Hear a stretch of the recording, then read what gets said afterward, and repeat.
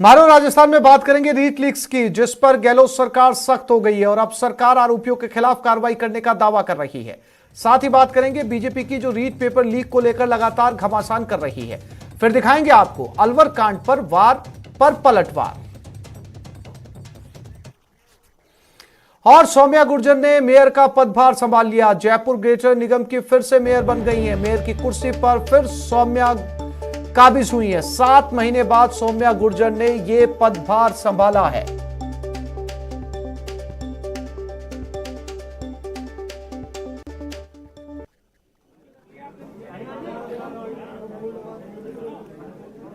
और इसी खबर पर एक बार फिर से रुक करते हैं। हमारे संवाददाता लवली वधवा हमारे साथ लगातार ग्रेटर निगम से बने हुए हैं।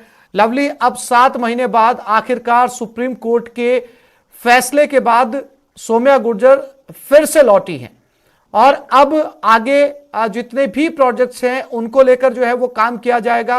हालांकि इस पूरे मामले के अंदर राजस्थान सरकार ने सुप्रीम कोर्ट के फैसले के बाद में किसी तरीके का कोई दखल नहीं दिया और अभी सौम्या गुर्जर जो है वो मेयर की सीट पर पहुंच चुकी हैं। अब आगे क्या जो कानूनी प्रक्रिया इस समय सुप्रीम कोर्ट में चल रही है उसकी सुनवाई आगे भी जारी रहेगी या फिर यह अंतिम फैसला था?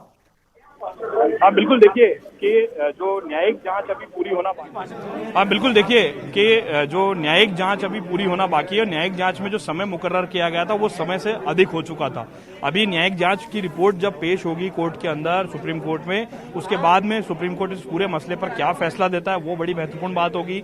लेकिन जो राजस्थान का नगरपालिका अधिनियम है वो ये कहता है कि 6 महीने से ज्यादा पद खाली नहीं रहना चाहिए। बस इसी को मुख्य तौर पर आधार बना करके सौम्या गुर्जर का जो पक्ष था उन्हें वो कोर्ट में उसने रखा गया कि 6 महीने से ज्यादा का वक्त हो चुका है, ना तो जांच पूरी हो रही है और एक्सटेंशन पर एक्सटेंशन कार्यवाहक मेयर को दिया जा रहा है, जिससे शहर के विकास कार्य प्रभावित हो रहे हैं। इस बात को सुनकर के माननीय सुप्रीम कोर्ट ने इस पूरे मसले पर फैसला दिया।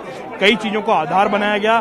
बार बार राजस्थान सरकार को कहा गया कि वो जवाब पेश करे, लेकिन उन्होंने अपना जवाब पेश नहीं किया और अंत पर्यंत जो है वो जवाब पेश नहीं करने के चलते ही ये कहा जा सकता है कि राजस्थान सरकार को इस मसले पर पहली बार मुंह की खानी पड़ी और राजस्थान सरकार के अधिवक्ता इस पर पैरवी नहीं कर पाए और मजबूरन जो है वो स्टे जो है वो ग्रांट किया कोर्ट ने। और स्टे ग्रांट करने के बाद में डॉक्टर सौम्या गुर्जर का कल इसी समय स्टे के बाद में उनके घर पर ढोल नगाड़ों का माहौल था, खुशियों का माहौल था।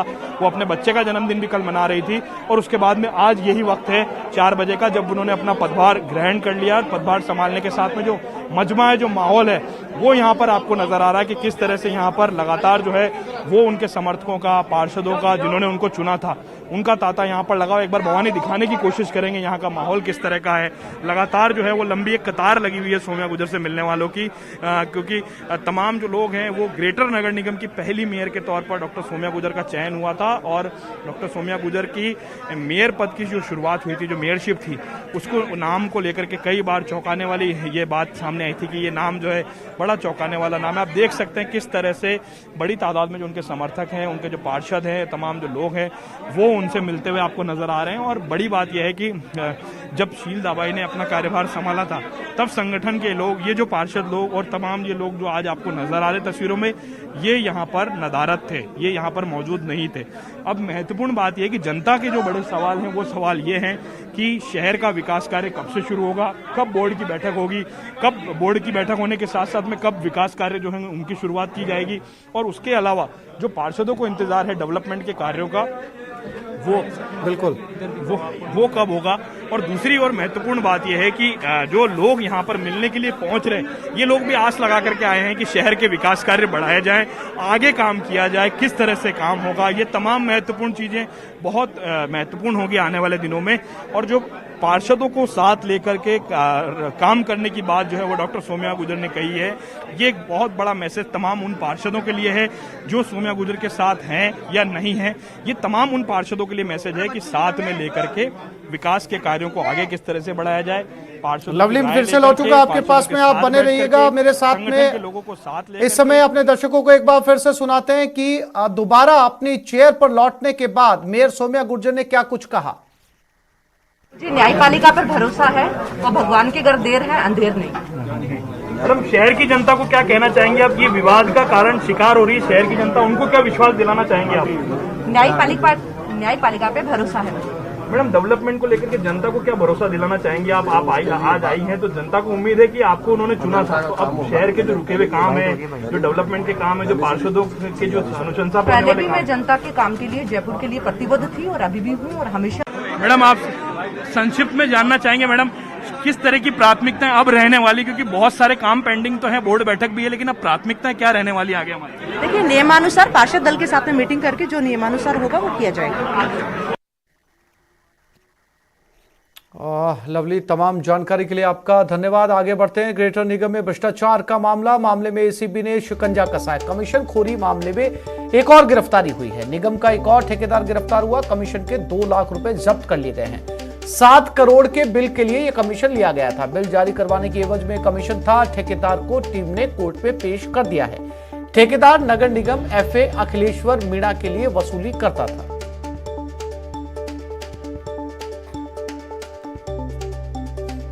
तो ग्रेटर निगम में भ्रष्टाचार का एक और मामला सामने आया है।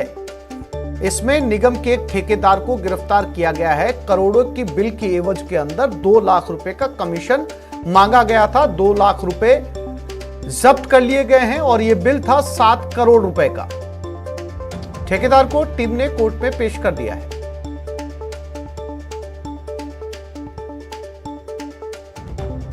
तो कमीशन खोरी मामले में एक और गिरफ्तारी।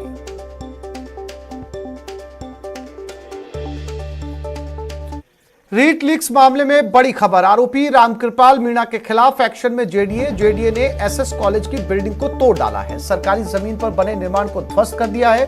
त्रिवेणी नगर के पास जगन्नाथपुरी ए में यह कार्रवाई की गई है।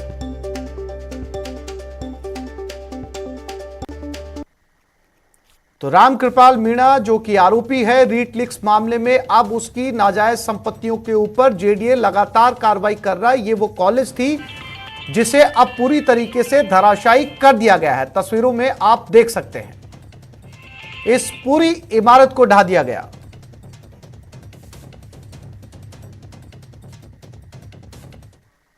और रीट पेपर लीक मामले को लेकर युवाओं में रोष बढ़ता जा रहा है। इसके बाद आज शहर युवाओं ने अपनी नाराजगी जताई और जगह जगह विरोध प्रदर्शन किया।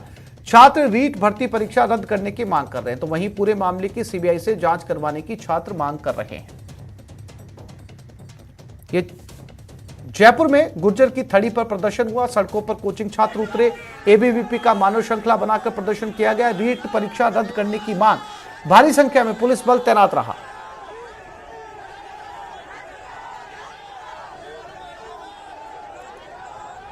देखिए, विद्यार्थी परिषद का आप मांग पत्र पढ़िए। उस मांग पत्र में साफ लिखा हुआ है कि जिन भी विद्यार्थियों का जितना खर्च हुआ है उसे सरकार को देना चाहिए और इनके साथ सीबीआई की जांच होनी चाहिए। रीट का पेपर जो लीक हुआ है आपको देखना होगा। जैसे डीपी जारोली जी ने अपने बयान में कहा कि 76,000 छात्र ऐसे हैं जिनके 135 से ज्यादा नंबर आए हैं, तो कहीं ना कहीं एक धोखा है। और वो 76,000 वो ऐसे छात्र हैं जो कहीं ना कहीं सरकार से जुड़े हुए हैं। बिल्कुल, राजस्थान सरकार अगर इस परीक्षा को रद्द करती है तो राजस्थान का वो तमाम युवा जिसने अपने मेहनत के बल पर जो नंबर लाए हैं वो एक बार पुनः ला सकता है। तो इस भर्ती की निष्पक्ष जांच राजस्थान सरकार को करानी चाहिए। हम ये चाहते हैं कि निष्पक्ष तरीके से जांच हो, एक बार तो रीट रद्द हो। भरतपुर बीजेपी प्रदेश अध्यक्ष सतीश पूनिया का पलटवार। अलवर की तरह रीट कांड को दबाने की कोशिश की जा रही है। दोषियों को बचाने का काम कर रही है सरकार। सीबीआई से जांच करवाना बहुत जरूरी है। भरतपुर पहुंचे हैं और रीट परीक्षा को लेकर के उन्होंने जो है प्रदर्शन किया है। बात करते हैं सर, प्रदर्शन किया है, भरतपुर की कमान संभाली है आपने आज। मैं उत्तर प्रदेश चुनाव प्रचार के लिए जा रहा था। मुझे पता लगा कि यहाँ भरतपुर के कार्यकर्ता, कल जो लाठीचार्ज हुआ युवा मोर्चे के कार्यकर्ताओं पर रीट की सीबीआई जांच की मांग को लेकर, तो मैंने उचित समझा कि मैं यहाँ के कार्यकर्ताओं से रूबरू हूँ और हम लोग इस अभियान के लिए पूरी ताकत से लड़ेंगे, सदन में भी और सदन के बाहर भी। सर क्या मांग है अब इस परीक्षा को रद्द या सीबीआई जांच की? देखिए, हम नहीं कह रहे रद्द करने का, मेरिट डिमेरिट ये सरकार तय करे, लेकिन ये बात साफ है कि इसमें कहीं न कहीं अन्याय जरूर हुआ है, कहीं न कहीं गड़बड़ जरूर हुई है और गड़बड़ उजागर होने लग गई। 35 लोग गिरफ्तार हो गए, जिम्मेवार लोग बर्खास्त होने शुरू हो गए। हमारी मांग है कि इसमें जो भी मंत्री जिसका भी नाम आ रहा है, जो लिप्त है, उसको बर्खास्त करना चाहिए, उन पर मुकदमे चलने चाहिए। और अभी कल एक अभियुक्त के यहाँ बुलडोजर फिराए दिखावटी तौर पर, यूपी के तर्ज पर जितने शामिल लोग हैं उनके घरों पे बुलडोजर चले, उनको रासुका लगे और उनको दंडित किया जाए। सर, सरकार कह रही है कि 35 लोगों की गिरफ्तारी हो चुकी है, एसओजी लगातार जांच कर रही है, फिर विपक्ष जो है सीबीआई की मांग क्यों कर रहा है? नहीं, इसलिए कर रहे हैं कि सरकार की नीयत पर शक है। सरकार छोटी मछलियों को पकड़ेगी और बड़े मगरमच्छों को बचाएगी, और उपाय यही है कि राजस्थान की सरकार निरपेक्ष नहीं। अलवर की घटना देख लीजिए, किस तरीके से बर्बरतापूर्ण वहाँ घटना हुई और उसके बाद लीपापोती कर रहे हैं। तो मुझे लगता है कि इससे सरकार से कोई पारदर्शी तरीके से निर्णय की उम्मीद नहीं है। कौन कौन से ऐसे बड़े मगरमच्छ हैं? अब धीरे धीरे आने शुरू हो गए। जारोली का यही लोग बचाव कर रहे थे, आज उसका नाम सामने आ गया, उसको हटाना पड़ा, बर्खास्त करना पड़ा। तो वो लोग अपने आप को प्रस्तुत करें यहाँ पर, यार मुख्यमंत्री उनके नाम बताएं। कैमरा पर्सन दिलीप के साथ दीपक पुरी, न्यूज 18 भरतपुर।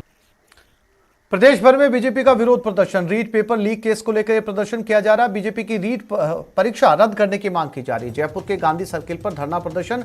प्रतिपक्ष गुलाबचंद कटारिया प्रदर्शन में शामिल हुए। पूर्व विधायक फूलचंद भिंडा भी मौजूद रहे। आगाज हुआ है, संघर्ष करेंगे। सीबीआई से जब तक जांच सरकार मंजूर नहीं कर लेगी तब तक इस लड़ाई को हम लड़ते रहेंगे। निश्चित तौर पर आज राजस्थान के हर जिलों के अंदर युवा मोर्चा और भारतीय जनता पार्टी प्रदर्शन कर रही है।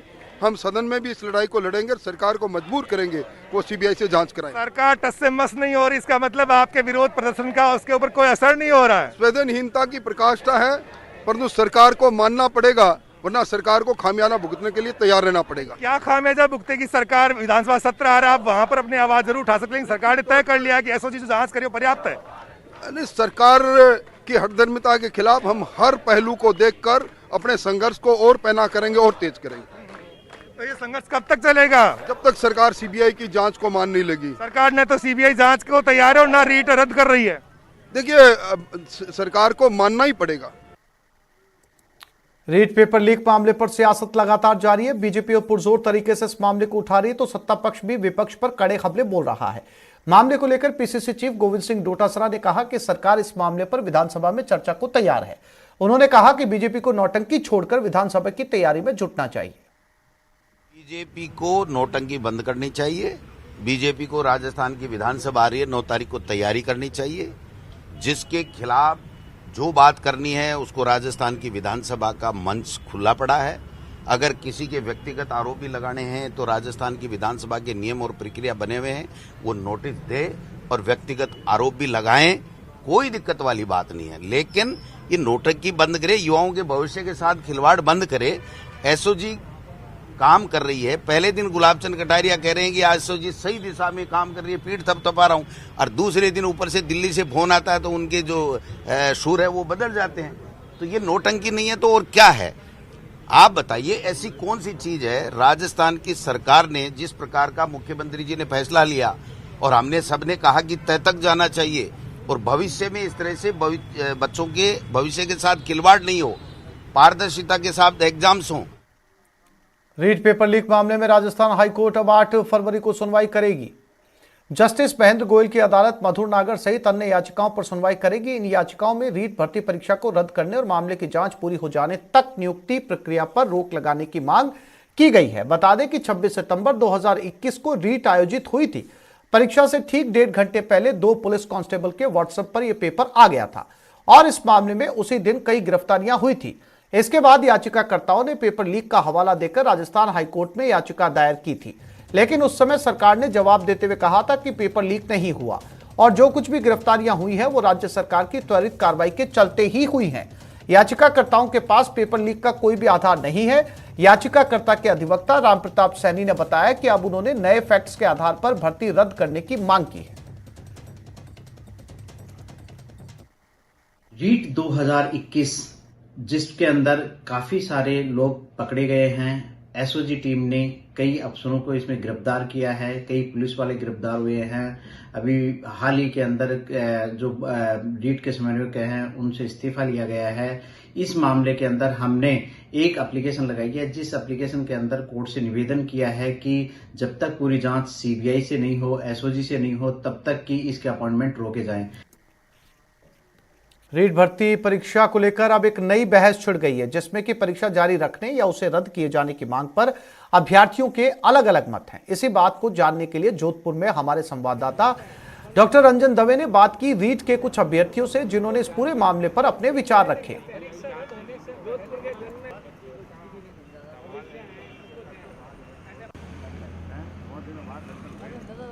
रीट परीक्षा को लेकर के अब पूरे प्रदेश में एक नई बहस छिड़ी है कि परीक्षा होनी चाहिए, स्थगित होनी चाहिए या कंटिन्यू रहनी चाहिए। इस समय हम हैं जोधपुर में। जोधपुर मुख्यमंत्री अशोक गहलोत का गृह क्षेत्र।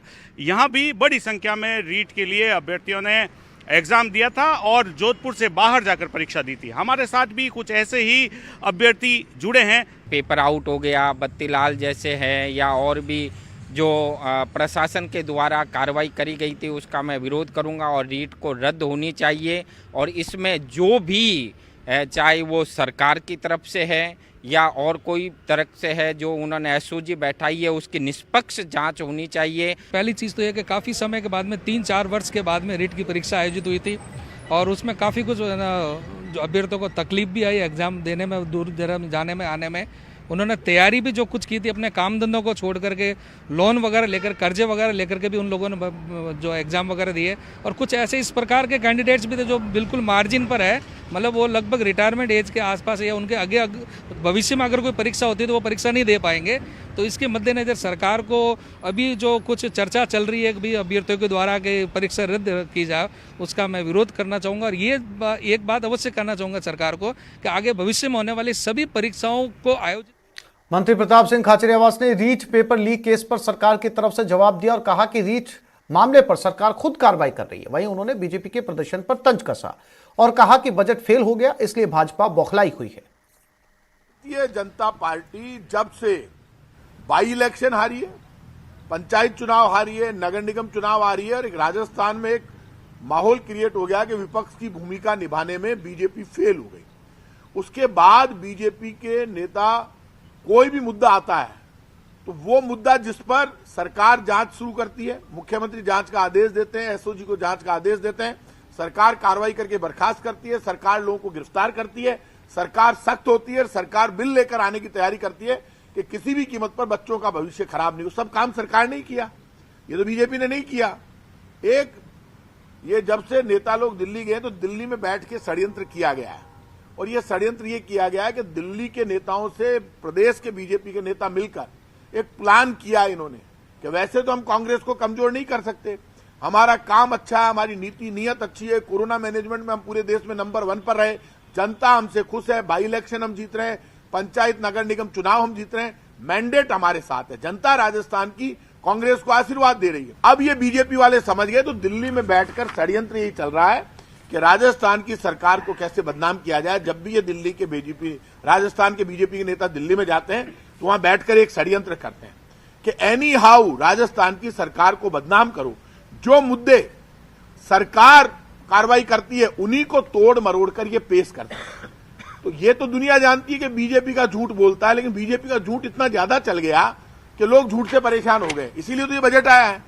और ऊपर से केंद्र सरकार ने जैसे बजट के रूप में पत्थर मारा, सर फोड़ दिया जनता का, देश की जनता के सपने चकनाचूर, पानी फेर दिया। ऐसा बेकार बजट जिसमें बजट चलते हुए लोगों ने टीवी बंद कर दिया, साफ कर दिया मामला। तो भाई साहब आपके प्रदर्शन से कार्रवाई दोनों वैसे ही कर रहे हैं, कार्रवाई तो सरकार तो खुद ही लगी हुई है। हम तो लठ लेके पीछे पड़े हैं, अपराधी तो परेशान है, तो ये तो लठ लेके तो सरकार ही पीछे पड़ी है। तो तुम हमें क्या बता रहे हो? तो हम तो पड़े अपराधियों के पीछे और बीजेपी पड़ी है हमारे पीछे। आप बताओ क्या करें? एग्जाम रद्द हो। वो कह रहे हैं कि हम तो मुख्यमंत्री निवास के अंदर घुसेंगे। अरे घुसते काहे को, वैसे ही टाइम मांग लो यार, टाइम दिला देंगे, मैं दिला दूंगा टाइम मुख्यमंत्री जी से। कल मुझे बताया, मैंने पुलिस वालों से पूछा, मैं सड़क पे ही घूमता हूं, सिविल लाइन्स पे बैरिकेटिंग लगे हुए थे, तो मुझे बता दे, मैं आ जाऊंगा बीजेपी कार्यालय में किसी से बात करने। तो हमारी तो कोई लड़ाई नहीं है भाई साहब, मैंने देखा किसी के लग जाएगी। सतीश जी मेरे मित्र हैं, मैंने देखा वो बैरिकेटिंग पे चढ़े हुए थे, पड़ जाए कर जाए लाग जाए, दिक्कत को नहीं हो जाए, अच्छो लागे कोई, माने चिंता रहे बात की। तो आप बेवजह इतना परेशान हो रही हो, कोई रीट में कोई आपको लगता है? प्रधानमंत्री नरेंद्र मोदी ने भी इस बजट को भारत के विकास वाला बजट करार दिया। उन्होंने आज बीजेपी की ओर से आत्मनिर्भर अर्थव्यवस्था डिजिटल कार्यक्रम के जरिए बीजेपी कार्यकर्ताओं को संबोधित किया। इस दौरान उन्होंने कहा कि सुकन्या समृद्धि अकाउंट और पीपीएफ अकाउंट है, उनको अब अपनी किस्त जमा करने के लिए पोस्ट ऑफिस जाने की जरूरत नहीं है, अब वो सीधे अपने बैंक अकाउंट से ऑनलाइन ट्रांसफर कर सकेंगे। साथियों, आपने पोस्ट ऑफिस से जुड़ी अहम घोषणा की बजट भाषण में सुनी होगी। अब पोस्ट ऑफिस के खातों में भी बैंकों की तरह ही mobile banking, internet banking, ATM और ऑनलाइन फंड ट्रांसफर की सुविधा मिल पाएगी। अभी देश में 1.5 लाख से अधिक पोस्ट ऑफिस हैं, जिसमें से अधिकतर गांवों में है। पोस्ट ऑफिस में जिनके सुकन्या समृद्धि अकाउंट और पीपीएफ अकाउंट है, उनको भी अब अपनी किस्त जमा करने पोस्ट ऑफिस जाने की जरूरत नहीं है। अब वो सीधे अपने बैंक अकाउंट से ऑनलाइन ट्रांसफर कर पाएंगे। इससे गांवों में रहने वाले किसानों, मजदूरों, वरिष्ठ नागरिकों, महिलाओं को विशेष रूप से बहुत सुविधा होगी। तो इस बुलेटिन में फिलहाल इतना ही। नमस्कार।